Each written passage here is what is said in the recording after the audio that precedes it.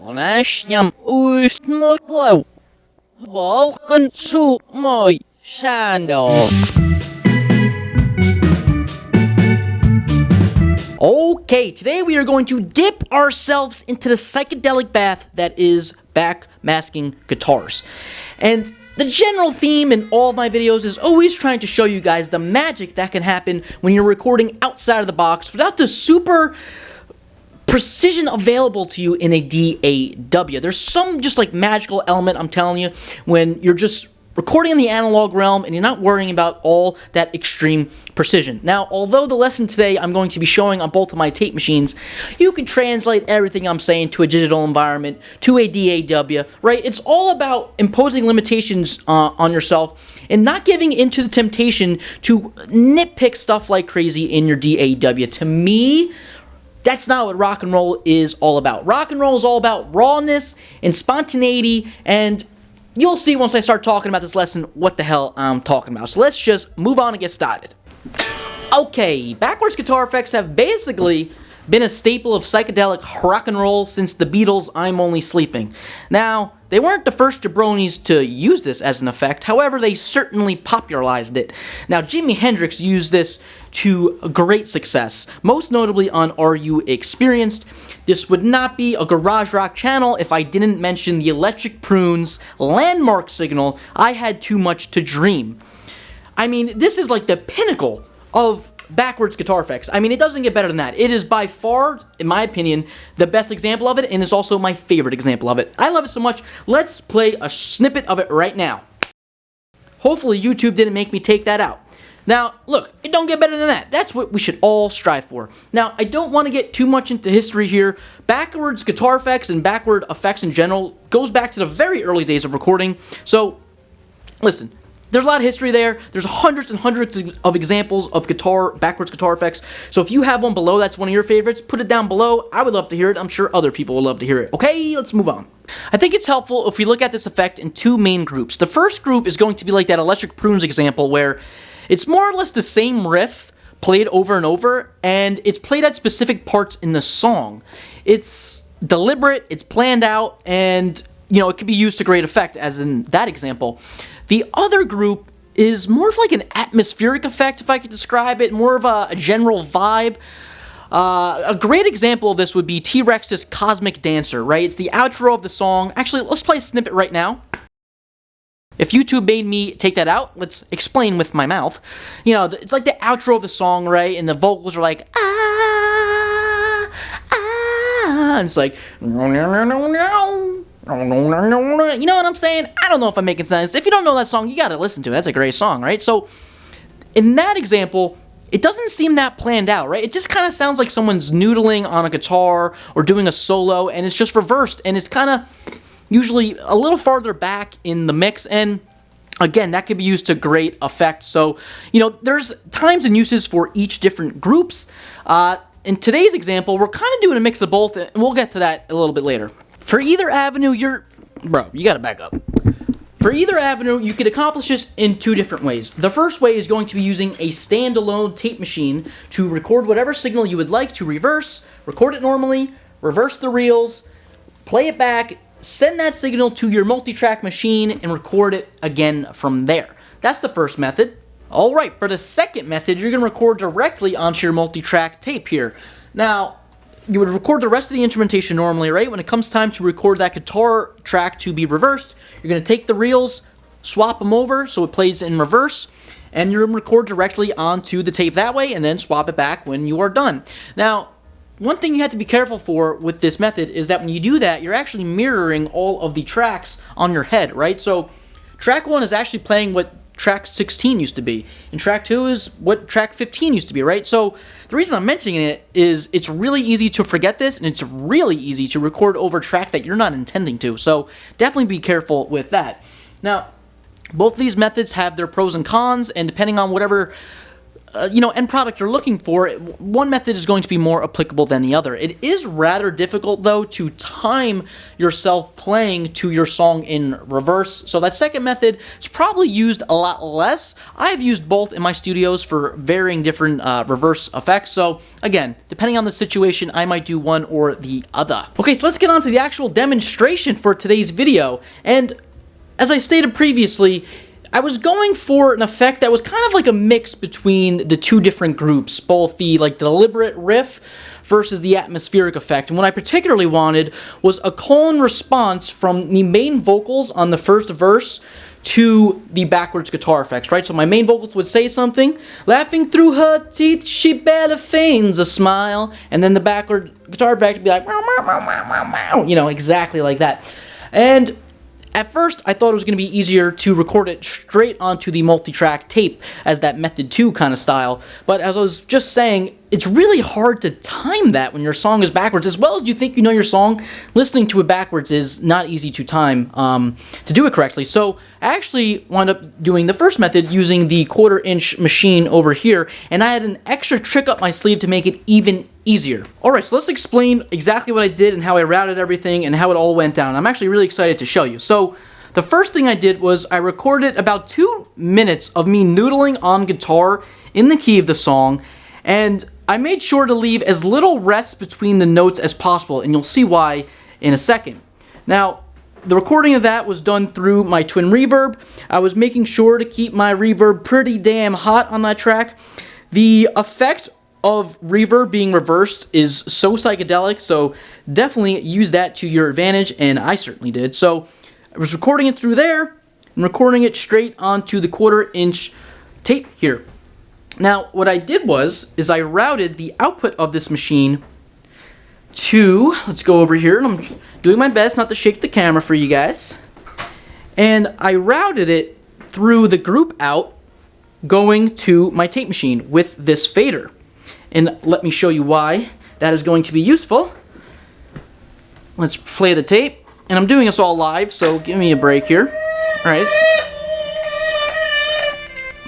So we hear some sound. Hold on, let me turn that off. So that guitar is playing backwards right now, right? I flipped the tape over. It's playing backwards.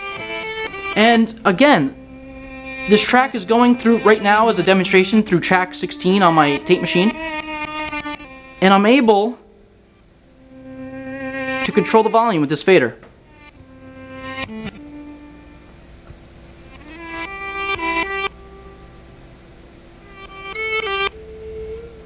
Right?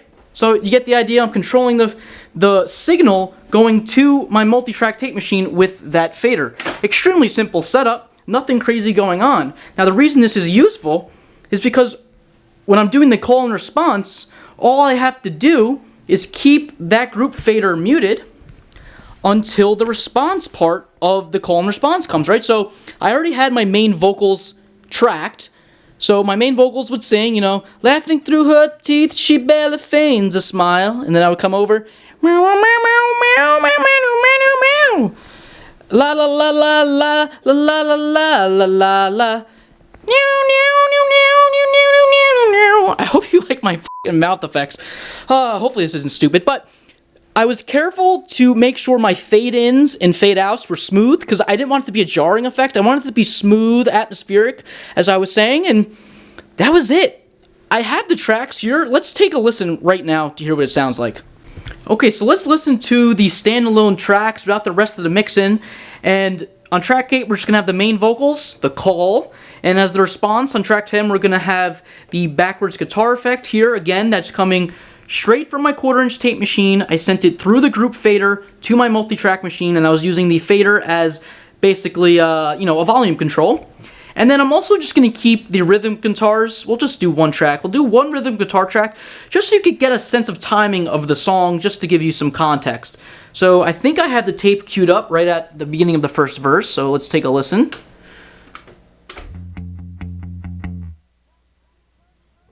Laughing through her teeth, she barely feigns a smile. She only wears old perfume once it goes out of style. She keeps her shoelaces loose, but her lips a little looser. Her tongue is cold as ice, so you cannot refuse her. Where is my mind? Where is my mind? Okay, so that's it. The only really additional thing I did was I added a little extra reverb on this track. So let's do that in live time and just hear what that sounds like. Let's rewind back here. And we're going to control the reverb send with this knob. And I'm just going to do it to taste, just for demonstration for this video. And let's just see what it sounds like. Laughing through her teeth, she barely feigns a smile. She only wears old perfume once it goes out of style. She keeps her shoelaces loose, but her lips a little looser. Her tongue is cold as ice, so you cannot refuse her. Where is my mind? Where is my mind? Where is my mind? That's really all it is. Let's listen to this in the full context of the mix, the final product. I'm obviously not going to be able to set up the board right now, so let's just listen to it how I have it as the final song. Where is my mind? Laughing through her teeth, she barely feigns a smile. Someone to call her mine. She only wears old perfume once it goes out of style. Someone to call her mine. She keeps her shoelaces loose, but her lips a little looser. Someone to call her mine. Her tongue is cold as ice, so you cannot refuse her. Someone to call her mine. Where is my mind? Where is my mind? Where is my mind? Where is my mind? Alright, what do you think of the end product? It came out better than expected. I think in hindsight, I probably shouldn't have had the backup vocals as also the response to the main vocals call. You know, it plays the same time as the backwards guitar, and, you know, EQ-wise, they sit in the same frequency range, and they conflict a lot. I don't know if it would have been better if I got rid of it. You know, I didn't want that backwards guitar effect to be super in your face. I didn't want to be... I wanted to be, you know, easy-handed with it. I wanted to sit back in the mix. So maybe it was good the way it turned out. You know, these are all the type of, you know, analysis paralysis stuff you could get into when you start mixing and recording music.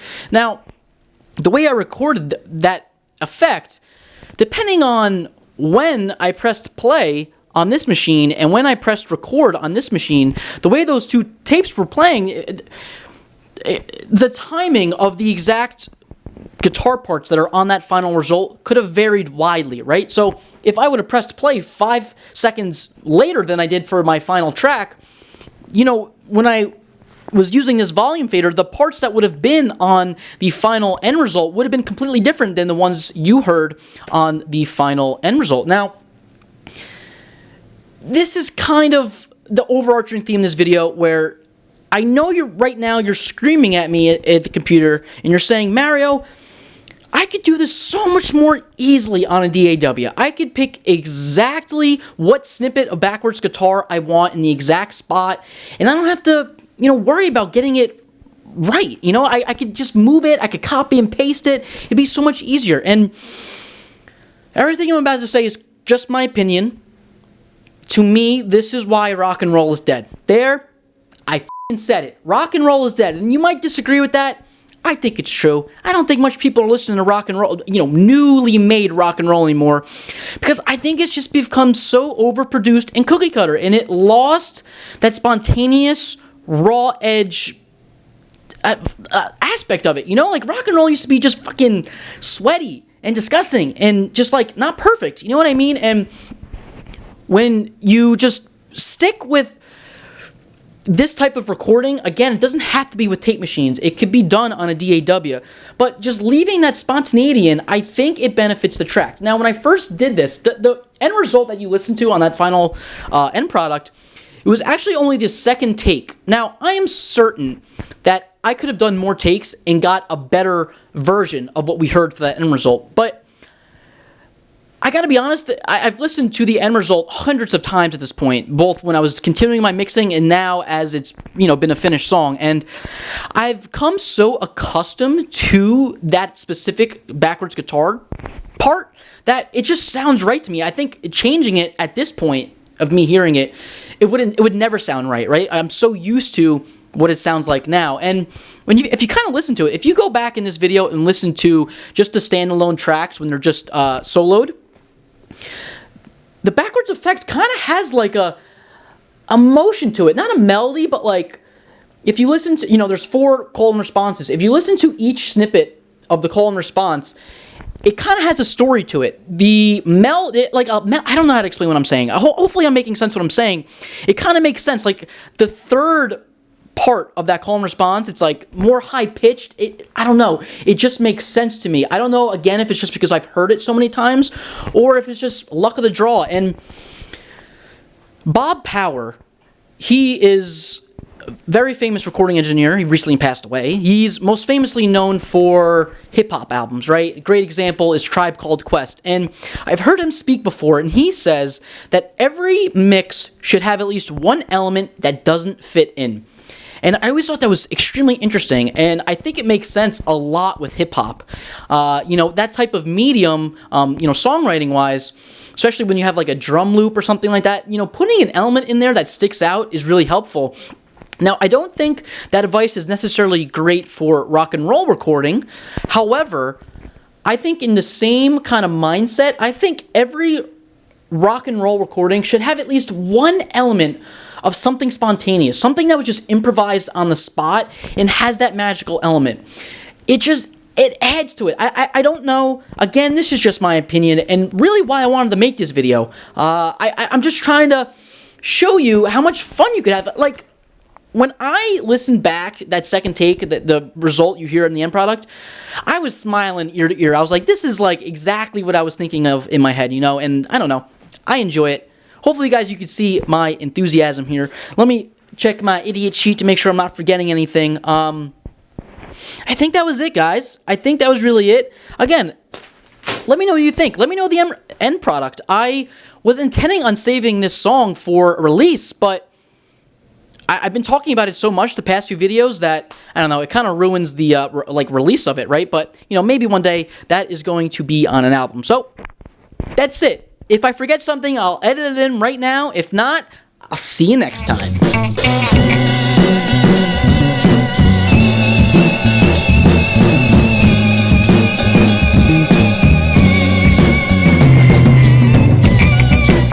Nash Yom Us Club. Welcome to my channel. Why do I sound like I'm mocking an Asian person? Oh, Nash. I don't know. Dookie. Hey, what did I tell you about that? Want a pun? Those shells smell really bad.